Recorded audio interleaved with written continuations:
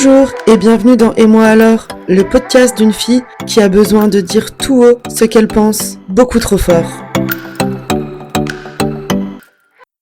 Et coucou la commu, vous devinerez pas ce qui m'est arrivé aujourd'hui.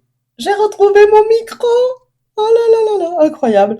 Et j'avais raison, c'est bien Jiggy qui me l'avait volé et caché dans un de ses dodos. Alors je pensais les avoir tous faits, mais non. Jiggy c'est mon chat. Bon, j'ai cherché un petit moment de quoi j'avais envie de parler aujourd'hui. Et en fait, pour ceux qui nous suivent sur les réseaux, vous avez dû voir qu'en ce moment, les animaux, c'est pas la grande forme à la ferme. Et j'ai ma lapine qui a des problèmes de santé en ce moment. Et quand j'ai posté sur Instagram qu'elle avait 10 ans, beaucoup de gens ont été étonnés et on m'a beaucoup rapporté que pour eux, un lapin vivait que 2 ou 3 ans. Et moi, ça me choque beaucoup parce que moi, je sais que c'est pas le cas du tout. Mais c'est pas... Voilà, je trouve ça fascinant qu'on puisse croire ça. Du coup, j'ai décidé de faire un épisode sur les fausses croyances sur les lapins. Donc en fait, moi quand j'ai pris ma lapine, du coup qui a 10 ans, j'ai pas commencé par elle. Avant j'avais un autre lapin qui s'appelait Pantoufle, que j'ai pris pour tenir compagnie à mon chat, parce que j'avais vu beaucoup d'histoires où les chats et lapins étaient copains. Bon, résultat, mon premier lapin, Pantoufle, était complètement sauvage. J'ai beau y passer des heures sur la ça n'a rien changé. Il était très cardiaque, très sauvage. Bref, c'était une catastrophe. Avec Gigi, ça allait pas du tout. Donc du coup, j'ai pris un deuxième lapin parce que de toute façon, première fausse croyance, un lapin est très bien tout seul. C'est faux. Le lapin est extrêmement grégaire. Donc j'ai pris ma lapine. 6-8 mois après avoir eu Pantoufle, j'ai pris Granola, d'abord en famille d'accueil pour être sûr que ça passe, et ensuite ils étaient copains. Pantoufle a fini par mourir d'un arrêt de transit, et surtout d'une crise cardiaque liée à la douleur, et Granola est restée toute seule depuis. Je vais commencer par la première fausse croyance que j'ai envie de démonter, c'est faire confiance aux conseillers en animalerie. Attention, s'il y a des conseillers en animalerie, je cherche pas, je vous cherche pas du mal, mais j'ai beaucoup trop entendu des conseillers en animalerie conseiller une cage, la cage, les choses comme ça. Et la première chose que j'ai envie de vous dire, c'est quand vous adoptez ou vous récupérez une espèce que vous ne connaissez pas, en fait, le premier réflexe à avoir, c'est de se renseigner avant, se renseigner en amont. C'est pas le jour où elle arrive, ou c'est pas on est dans un magasin, on fait un achat compulsif, bim, on achète un lapin. Non, c'est pas comme ça que ça marche, c'est un être vivant. Donc on se renseigne en amont, on dit pas on y va au talent. Non, le talent, ça marche pas avec les espèces vivantes. On se renseigne, ça c'est hyper important. Donc ne pas croire, ça revient un peu quand j'avais parlé des vétos. C'est dans quoi que j'ai parlé des vétos? Je sais plus dans quel podcast j'ai parlé des vétos. Que en fait on fait pas confiance à tout le monde, quoi. On fait pas confiance pas parce que c'est un vendeur en animalerie qui connaît toutes les espèces qu'il vend. C'est un vendeur, c'est pas un vétérinaire, c'est pas un comportementaliste, c'est un vendeur, d'accord? Donc il peut être passionné par certaines espèces peut-être, et donc en savoir plus sur sur certaines espèces, mais le vendeur qui n'aime pas les lapins, il va pas se renseigner, il va vouloir vous vendre ce que lui il a dans son magasin, et ce qu'il croit être vrai. Donc voilà. Donc ça c'est la première fausse croyance, enfin c'est pas vraiment une fausse croyance, mais on va dire que la fausse croyance c'est mon vendeur en animalerie c'est tout. Non, c'est pas vrai. Donc déjà voilà. Ensuite, lié à ça, souvent en animalerie, on vous conseille de... Non, on va pas commencer. Oh là là, il est brouillon, ça y est, ça commence. Le lapin n'est pas un rongeur. Voilà. Donc ça, je pense que peu de gens le savent. Le lapin n'est pas un rongeur. Le lapin est un lagomorphe. C'est deux choses très différentes. La différence principale se situe au niveau de l'implantation des dents. Le rongeur a uniquement 2 incisives qui poussent tout le temps devant, alors que les lagomorphes en ont 4. Donc voilà, c'est la grosse différence entre les lagomorphes et les rongeurs. Voilà. Mais du coup, le lapin n'a pas besoin de se faire les dents. Un lapin ne se fait pas les dents. On lui met pas une pierre à sel, on lui met pas du pain dur, on lui met pas des choses comme ça. Le lapin ne se fait pas les dents. la seule chose qui vient limer les dents des lapins, c'est le foin. Le foin et les fibres. En fait, c'est les fibres, les fibres fibres de fibres, oui, c'est logique. C'est les fibres, en fait, qui viennent user les dents. Donc ça, c'est pour ça qu'en fait, le foin, c'est l'alimentation principale du lapin. C'est vraiment hyper important. C'est ce qui va vraiment aller dans le sens d'avoir un lapin en bonne santé. D'ailleurs, du coup, on va repartir sur l'alimentation. Pour qu'un lapin soit en bonne santé, on ne lui donne pas de granulés. Les croquettes pour lapin, on oublie. Ça n'a rien de naturel, en fait. Les lapins, vous voyez bien que normalement, un lapin, ça vit dehors, dans l'herbe. Un lapin sauvage, il mange pas des croquettes, quoi. Le lapin sauvage, il mange de l'herbe. Il mange des légumes, il mange de l'herbe, il mange des branchages, il mange des choses comme ça, mais il mange pas des croquettes, quoi. Donc nous, nos lapins domestiques, eh ben, au lieu de leur mettre des croquettes, bah, on s'embête un peu plus et bah, on se renseigne sur la verdure tolérée, la verdure toxique, etc. Et puis ben voilà, on fait ses courses en fonction et on nourrit son lapin à la verdure fraîche. Moi, pour vous donner un ordre d'idée, donc ça fait de 11 ans, parce qu'on va dire que quand vous l'avez eu il y a 11 ans, ça fait 11 ans que je fais mes courses à grands frais une fois par semaine, exprès pour mes lapins, où j'achète du persil plat, de la menthe, de la coriandre, du basilic, de l'aneth, du thym, du cerfeuil, du céleri, branche, de l'endive, du fenouil, de la batavia. Je crois que j'ai fait le tour de ce que moi je donne à Grano. Des fois, il y a aussi du pissenlit qui se vend. Du pissenlit, ça se vend aussi des fois à grands frais. De la mâche, du cresson. Non, j'ai pas du tout fait le tour. Des pousses d'épinards, ça peut arriver. Voilà. En gros, moi, mes lapins ont toujours tourné sur cette gamme de verdure-là. Alors, je sais qu'on peut leur en donner plein d'autres. Chou de Bruxelles, brocoli. Voilà. Certains fruits, mais attention, les fruits et les carottes, c'est très sucré. Donc c'est allez, maxi un tout petit bout par semaine. C'est certainement pas une carotte par jour ou une pomme par jour. C'est on mange une pomme, on donne un petit bout. Et au-delà de ça, on épluche ses légumes quand on le donne à son lapin, ou on le lave très très bien, parce qu'en fait sur les légumes, sur la verdure, sur les choses comme ça, il y a des pesticides. Donc pour prendre soin de son lapin, on épluche ses légumes ou on le lave très bien pour enlever les pesticides, etc. Et au-delà des pesticides, qu'est-ce qu'il y a aussi sur, par exemple, une salade qui a été cultivée dehors? Potentiellement, il y a un lièvre qui est venu pisser dessus et qui a une maladie, ça peut être, c'est quoi, c'est la myxo ou le VHD? La myxo. La myxomatose, elle est transmissible par ça, en fait. On peut donner de la verdure qui était contaminée par de l'urine de lapin, enfin de lièvre, et votre lapin est mort en 48 heures. C'est très très grave. Les maladies chez le lapin sont très très très très graves. Et c'est d'ailleurs pour ça, du coup, je vais passer à la case suivante. C'est d'ailleurs pour ça que c'est la seule espèce animale où je suis intransigeante sur le vaccin. Chez le lapin, le vaccin est vital. On ne peut pas se dire je vaccine pas mon lapin. Aujourd'hui, on n'a plus ce luxe-là parce que la myxomatose est très présente chez les lièvres sauvages. Euh, donc, il peut y avoir de la myxo sur votre foin, sur la verdure, etc. Et le VHD et VHD2, enfin, il commence à avoir plein de variants. C'est une maladie transmise par les moustiques. Donc, comme toutes les maladies où le vecteur est le moustique, ça va trop vite. Et donc, il faut absolument vacciner ces lapins. C'est vraiment hyper important. Je n'appuierai jamais assez là-dessus, parce qu'en plus, c'est des maladies où la mort est affreuse, affreuse, affreuse. Donc, vaccinez vos lapins. Je vais revenir un peu sur l'alimentation. Ce podcast, je sais même pas si vous allez l'écouter tellement il a l'air nul. Sur l'alimentation, je voulais aussi revenir sur les croquettes pour lapin, les granulés, ou les mélanges de graines, ou même le pain.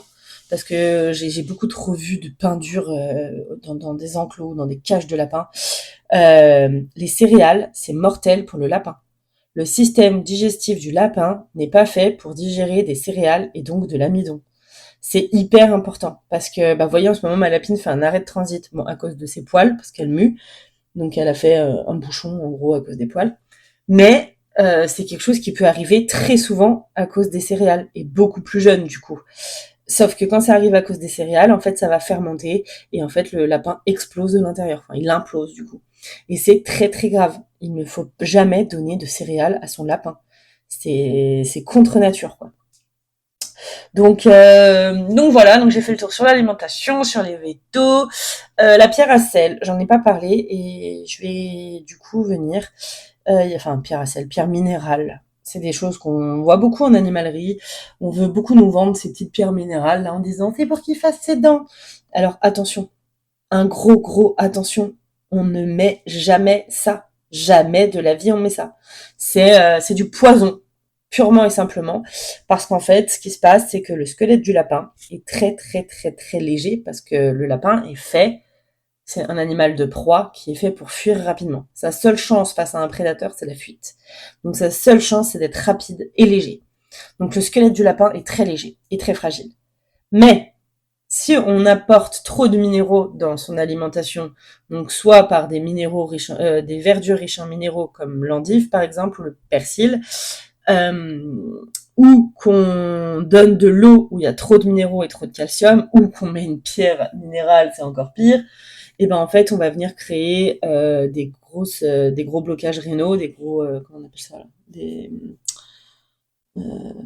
bordel là, des cailloux, j'ai plus le mot, des petits cailloux dans les reins, parce que en fait le corps n'a pas besoin de ces minéraux et du coup il est plus capable de les expulser et du coup bah en fait ça va venir vraiment empoisonner les reins et du coup bah là on est sur un lapin mort. Donc voilà, moi depuis que j'ai mes lapins, depuis 11 ans, mes lapins, j'achète de la Monroucou exprès parce que c'est l'eau la moins calcaire, enfin, celle qui a un plus bas taux de calcium et c'est l'eau de mes lapins depuis que j'ai mes lapins.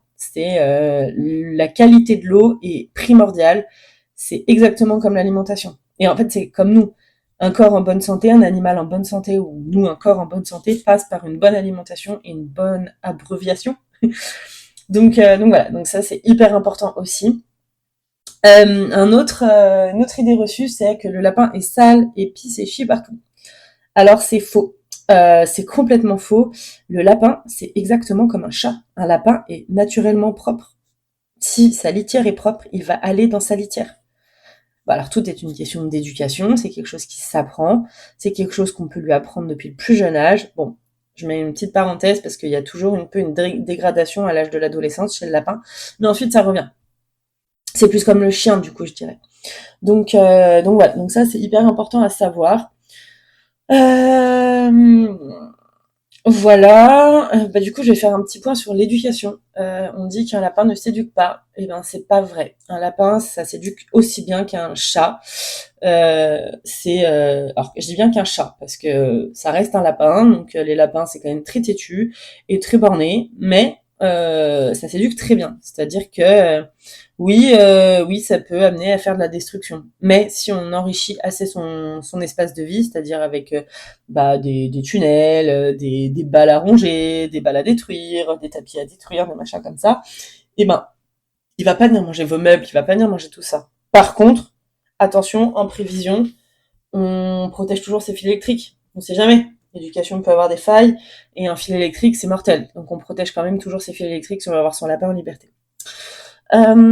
Voilà. Du coup, est-ce que j'ai parlé de la cage? Je me rappelle même plus. Je vais refaire un point sur la cage. Un lapin ne vit pas en cage. Un lapin, ça vit en liberté. C'est hyper important. Un lapin n'a rien à faire dans une cage. Un lapin, c'est un chat avec des grandes oreilles. Jamais de la vie, vous imagineriez un chat qui vit dans une cage, c'est pas possible. Et ben, le lapin, c'est pareil. Il n'a absolument rien à faire dans une cage, que ce soit d'un point de vue mental ou d'un point de vue physique, c'est de la maltraitance pure et dure. Et c'est complètement de la maltraitance. Et je vous vois venir avec vos, elle exagère, c'est pas de la maltraitance, si. Parce qu'il y en a qui disent, oui, mais il est en cage que quand je suis pas là. Mais attendez, vous vous rendez compte, si vous avez un travail salarié, enfin, la durée pendant laquelle vous êtes pas là. C'est-à-dire que, en gros, vous êtes pas là de 7h30 à 18h, et ensuite vous allez vous coucher, on va dire, à 22h jusqu'à 6h. Donc ça, en fait, ça fait un nombre d'heures beaucoup trop important pour un lapin. Tout ce temps-là, le lapin ne doit pas être en cage, c'est pas possible. Voilà, ça n'a rien à faire dans une cage. Donc on réduit énormément l'espérance de vie d'un lapin en le mettant dans une cage, et en plus de ça, c'est des souffrances atroces, voilà, autant psychologiques que physiques. À ce compte-là, autant le replacer ailleurs ou ne pas prendre de lapin. Si c'est pour le mettre en cage, honnêtement, ne prenez pas de lapin.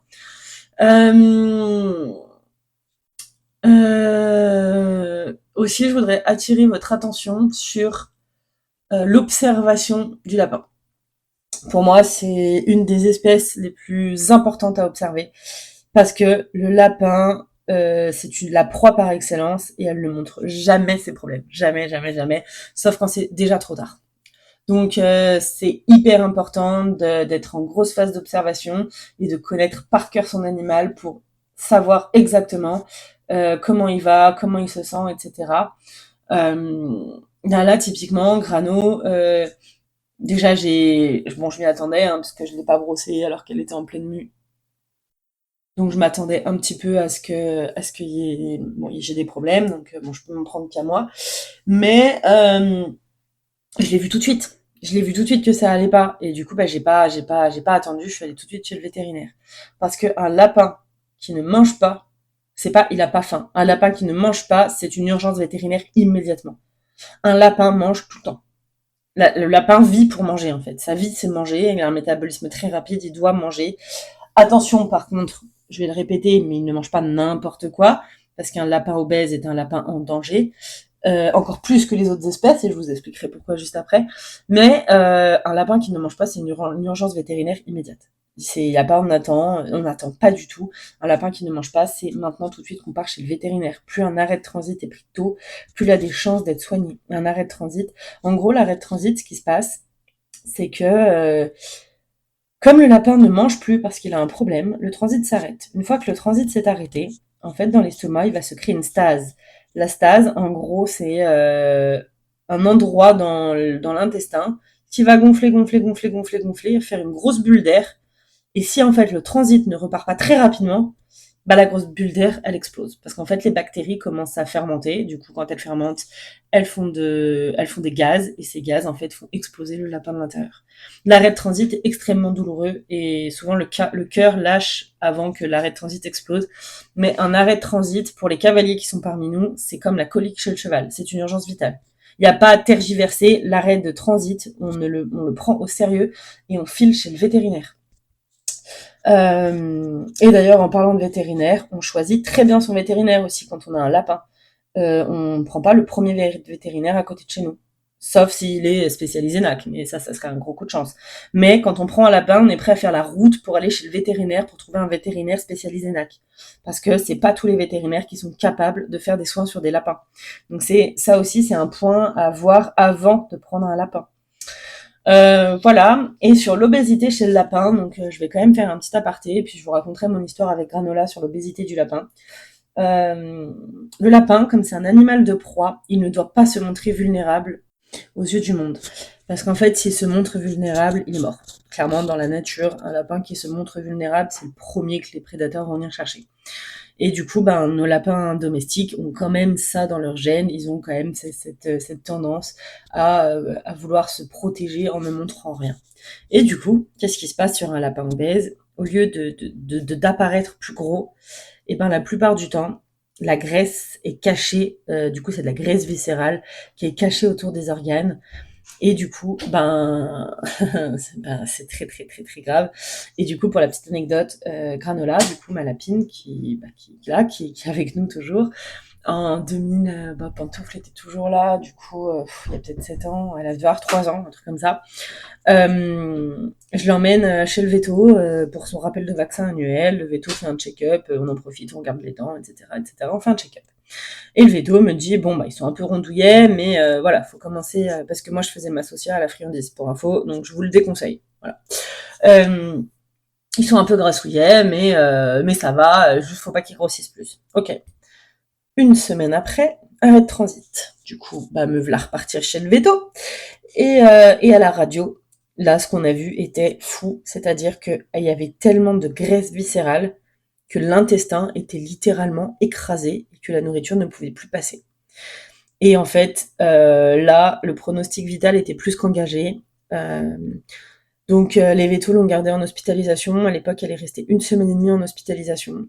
Ils ont essayé de relancer le transit, la faire maigrir en même temps, mais fallait qu'elle remange. Donc en fait, ça a été un combat, mais incroyable.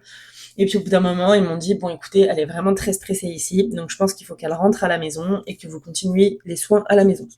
Donc me voilà rentrée avec mon lapin à l'époque, en pronostic vital toujours engagé, qui mange toujours pas, qui fait toujours pas de crotte parce que l'intestin est toujours comprimé sous la graisse. Et les vétos étaient très pessimistes. Ils m'ont dit, à mon avis, il y a 10% de chances qu'on la sauve. Et ben, vous voyez qu'elle est toujours là, 7 ans plus tard, elle a 10 ans et elle est toujours là. Et en fait, ça m'a vaccinée sur les friandises. J'en donne jamais. Jamais, jamais, jamais. C'est très exceptionnel. Ou là, par exemple, pour tester, voir si elle veut manger, je lui en tends une pour savoir. Donc là, voilà, là, parce qu'elle est malade et qu'elle est un peu limite, j'essaye. Mais sinon, je ne donne plus jamais de friandises, jamais de fruits. La carotte, très très peu, j'ai très peur. Donc voilà, donc ça, c'est quelque chose, faut faire très attention parce que personne n'aurait pu s'en douter, même pas le veto une semaine avant. Et ça a été très difficile de la sauver à ce moment-là. Ça a été un travail titanesque. C'est voilà. Donc voilà, donc on fait très attention à l'obésité chez son lapin. Attendez, je regarde juste ma liste parce que du coup j'ai fait une liste pour être sûre de rien oublier. J'ai aussi fait un encart sur le prix moyen mensuel pour un lapin. Pour ceux qui se questionnent. Alors je l'ai pas. Oh là là, mais c'est nul. Mais par contre, je peux vous dire ce qu'il y a à penser. Donc moi, ma lapine, elle vit dans une chambre qui est complètement aménagée pour elle, avec des petits arbres à chat, une litière, des niches ouvertes des deux côtés, des niches ouvertes que d'un côté, des tapis parce qu'elle supporte pas glisser par terre, donc elle a des tapis partout. Elle a une gamelle d'eau évidemment. Qu'est-ce qu'elle a d'autre? Elle a ses litières parce que du coup ma lapine est propre, donc elle va dans sa litière, enfin ses litières. Elle a 2 vaques à litière dans lesquelles je mets la litière granulée de bois. Alors là, je fais un petit aparté aussi sur la litière. La litière au granulé de bois, donc c'est du résineux, c'est comme les copeaux de bois, c'est du résineux qu'ils utilisent. Et théoriquement, moi, je vous l'aurais déconseillé.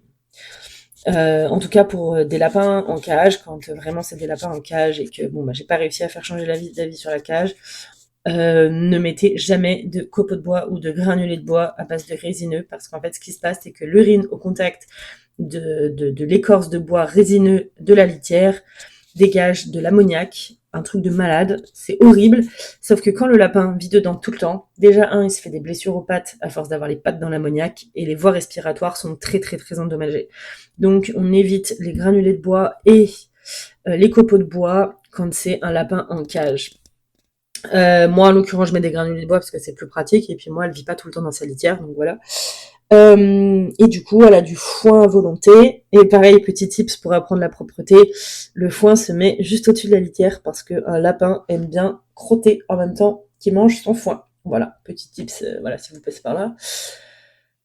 Donc il y a ça, donc le foin, donc du foin propre, hein, pas du foin. J'ai même envie de dire même pas du foin de ferme, mais du foin, voilà, du foin vraiment spécial lapin. Alors j'aime pas trop dire ça, mais l'avantage du foin entre guillemets spécial lapin, c'est qu'il est dépoussiéré et que le calcium est contrôlé. Donc je vais pas revenir sur le blabla sur le calcium, mais voilà pourquoi moi je vous conseille quand même de prendre du foin vraiment spécial lapin. Donc voilà, les granulés de bois, le foin et la verdure. La verdure en moyenne c'est 15 € par semaine. Voilà, faut se dire à peu près grosso modo c'est ça, entre 10 et 15 € par semaine.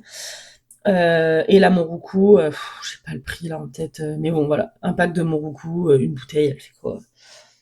Déjà la bouteille, elle fait au moins 3 semaines, donc il y a quand même de quoi venir pour un lapin. Donc voilà. Voilà, voilà. Bon, maintenant qu'on en est là, j'espère vous avoir découragé pour apprendre des lapins. Après, mon avis personnel sur le lapin, du coup, je vais quand même le placer là. Je suis pas du tout fan de cette espèce. Je n'en aurai plus jamais. Alors j'adore ma lapine, hein, je l'aime de tout mon cœur. Voilà, c'est une vieille amie maintenant. Mais je n'aurai plus jamais de lapin parce que je trouve que c'est extrêmement fragile, extrêmement précieux. C'est énormément de travail pour entre guillemets le peu de reconnaissance. Le lapin d'animal de compagnie, moi je le déconseille. Le lapin pour des enfants, alors ça aussi c'est une fausse croyance, j'en ai pas parlé, mais jamais de la vie un lapin pour des enfants, ça n'a aucun intérêt. En plus c'est hyper fragile, il faut vraiment faire attention quand on les porte, parce que le coup du lapin arrive très vite, donc il faut tenir les fesses, donc un enfant peut pas vraiment le porter, sans crainte de le tuer juste en le soulevant, ou en le faisant tomber, enfin c'est extrêmement fragile, enfin bref, je n'ai pas de points positifs à amener sur vraiment le lapin en animal de compagnie. Je trouve que c'est très peu reconnaissant et quand même très peu affectif. Mais j'ai quand même connu des exceptions et j'en connais toujours. J'ai une amie qui a un lapin de compagnie unique. Enfin voilà, c'est son seul animal et il vit comme un chat. C'est-à-dire qu'il vit en totale liberté dans l'appartement. Il va dormir sur son lit la nuit avec elle. Voilà, il monte sur les chaises. Enfin voilà, il vit vraiment comme un chat. Mais voilà, moi je serais toujours plus team chat que team lapin. Je trouve vraiment que le lapin a vraiment ses limites. Pareil, je trouve que le lapin, pour partir en vacances, c'est très compliqué parce que comme quand on veut faire les choses bien, il mange de la verdure, bah, ça veut dire qu'il faut qu'il y ait quelqu'un qui lui donne de la verdure fraîche. Bon, moi, je mange matin et soir, mais bon, voilà. Le mieux, c'est 2 fois par jour, mais sinon, c'est 1 fois par jour. Mais attention, ça aussi, je l'ai pas dit, le lapin a besoin qu'on respecte des habitudes. Donc en fait, une fois que le lapin a l'habitude de quelque chose, faut qu'on reste dans les habitudes parce que le lapin se stresse très vite. Donc une fois qu'on a mis en place des habitudes, il faut que ça soit toujours pareil pour rester dans un cadre connu. Et ça, c'est très important chez le lapin. Euh, donc voilà. Donc moi, le lapin, je suis pas fan. Maintenant, ça m'aura appris plein de choses et je regrette pas du tout cette expérience avec les lapins. Et puis, bah voilà, j'assumerai ma lapine jusqu'au bout. Et puis voilà, comme je vous dis, je l'aime de tout mon cœur. Et j'espère qu'elle se remettra rapidement à manger et que son arrêt de transit la passera. Mais, euh, mais voilà, c'est pas, moi je le conseille pas. Punaise, je manque à tous mes devoirs. J'ai oublié de vous parler d'un sujet hyper important. La stérilisation. Bordel de merde. Oui, un lapin, il faut le stériliser, mâle ou femelle. C'est impératif. On peut pas vivre avec des lapins non stérilisés. Voilà, c'est comme ça, c'est dit. J'ai planté le décor.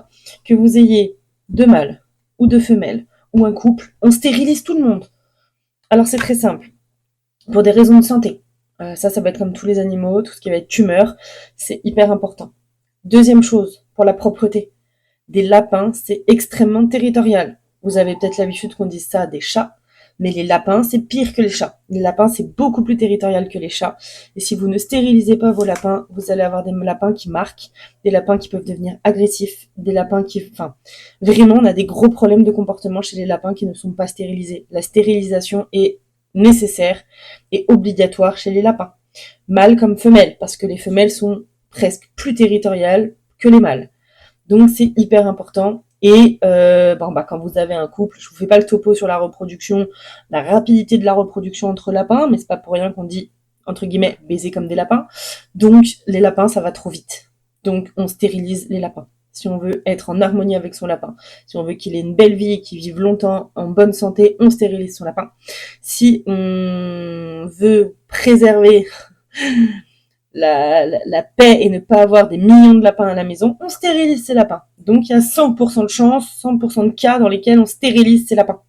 Voilà. Voilà le petit truc que j'avais oublié. Donc voilà, donc je crois que j'ai fait le tour. Ah non, du coup j'ai une amie à moi là-bas, ma fameuse amie qui a ce lapin là dont je vous parlais, qui m'a raconté ce que je ne savais pas, et j'avoue j'avais pas fait de recherche parce que je m'étais pas du tout intéressée à ça. Mais est-ce que vous savez pourquoi Bugs Bunny a toujours une carotte dans la bouche? Bon, on va dire que vous savez pas. Euh, à la base, et d'ailleurs c'est de là que vient la fausse croyance que les lapins mangent que des carottes. Donc voilà, donc déjà voilà. Bugs Bunny, ils lui ont mis une carotte dans la bouche parce qu'à la base de la base de la base, le dessin c'était un lapin avec un cigare. Et comme c'était un dessin animé prévu pour les enfants, et ben ils se sont dit que le cigare c'était peut-être pas fifou. Du coup, ils ont décidé de mettre une carotte. Et du coup, c'est de là qu'est née la fausse croyance sur le lapin mange des carottes. Donc voilà. Et ben sur cette petite histoire, je vais vous laisser. N'hésitez pas à me dire ce que vous en avez pensé, même si je pense que du coup ça va intéresser moins de monde. Mais n'hésitez pas à me dire si vous avez quand même appris des choses. Si vous avez appris des choses, et ben j'aurai réussi ma mission. Voilà, et du coup, je vous souhaite une bonne écoute, une bonne journée. Ah bah non, une bonne écoute, vous avez fini quand vous en êtes là, je suis con, moi. Une bonne journée, une bonne soirée, une bonne n'importe quoi, et je vous dis à la semaine prochaine.